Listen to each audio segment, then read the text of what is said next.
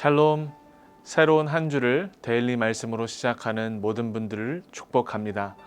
오늘은 월요일이 두려워요 라는 제목으로 하나님 말씀 나누겠습니다.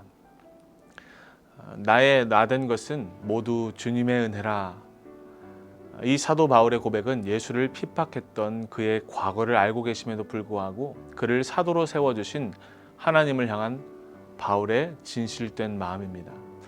하나님의 은혜가 아니고서는 바울 또한 용서받을 수 없는 자였기 때문입니다.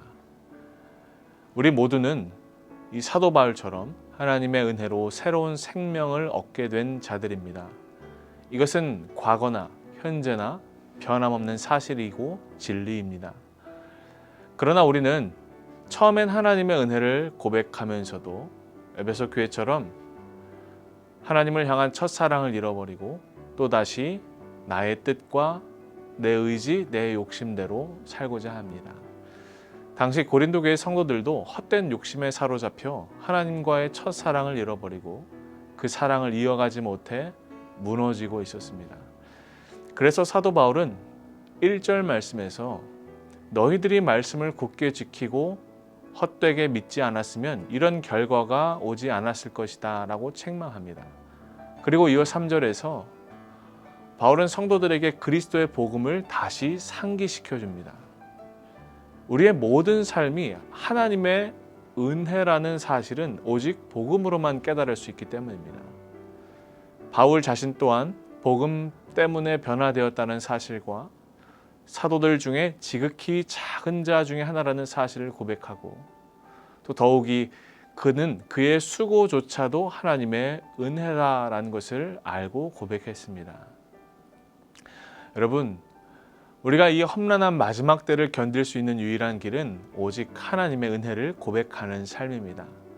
하나님의 은혜를 기억하는 자만이 시험과 유혹에 넘어가지 않을 수 있습니다. 교회가 교회다워지고 성도가 성도다워지며 하나님 나라의 비전을 품고 영혼을 변화시킬 수 있는 동력은 오직 하나님의 은혜 위에서만 가능한 일입니다.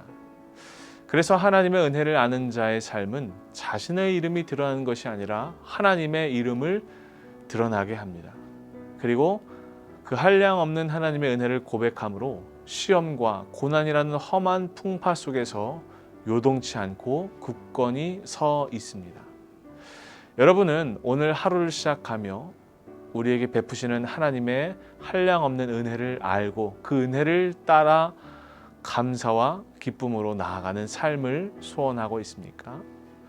새로운 한 주를 시작하는 첫 날마다 이 월요일마다 항상 분주한 마음이 생깁니다. 이번 주에 내가 해야 할 일이 무엇이지? 내가 노력해야 하는 일이 무엇이지? 물론 구체적으로 우리가 할 일을 정리하는 것은 너무 필요하지만 내가 해야 할 일에만 너무 몰두하면 어느샌가 나도 모르게 나의 힘과 나의 능력을 의지하게 됩니다. 여러분, 월요일을 시작하면서 힘을 한번 빼보십시오. 내가 해야 할 일만 바라보지 마시고 하나님이 내게 맡겨주신 일을 생각해 보시기 바랍니다. 그러면 이 한 주의 끝에서 비로소 하나님의 은혜를 고백할 수밖에 없을 것입니다. 새로운 한 주를 시작하는 모든 분들의 삶에 하나님의 은혜가 함께 하시기를 주님의 이름으로 기도합니다.